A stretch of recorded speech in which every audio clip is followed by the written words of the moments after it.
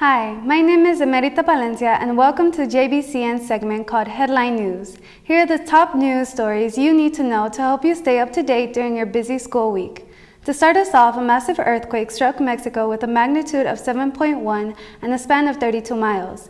It struck Tuesday in Pueblo State, 75 miles outside of Mexico City.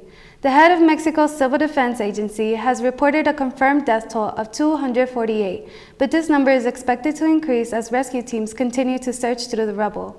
Peña Nieto, the president of Mexico, has asked people to stay indoors and stay away from streets while rescue attempts continue.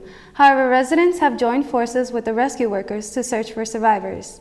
Speaking of natural disasters, Hurricane Maria has torn across Puerto Rico, unleashing a destructive 160-mile-per-hour winds, making it a Category 5 hurricane. Fortunately, the National Hurricane Center has declared Maria is now a Category 3 hurricane with 115-mile-per-hour winds after its passage through the Dominican Republic.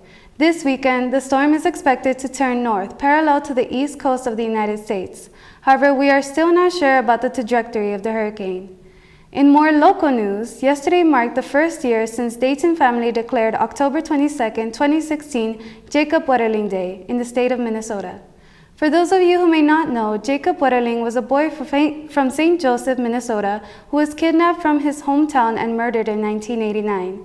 His abduction remained a mystery for 27 years until Jacob's remains were found on September 3, 2016. In October 2015, Daniel Henrik was named a person of interest in Jacob's disappearance.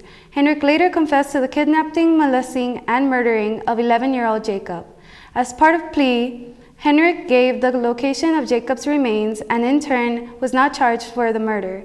Instead, Henrik is serving 20 years in federal prison for unrelated child pornography charges.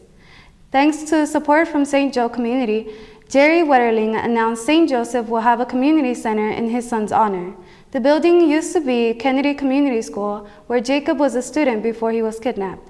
Officials say that they have a tentative opening date of 2019. That is all for this week. Join us next week for more headline news. This was Emerita Palencia reporting for Johnny Benny Campus News.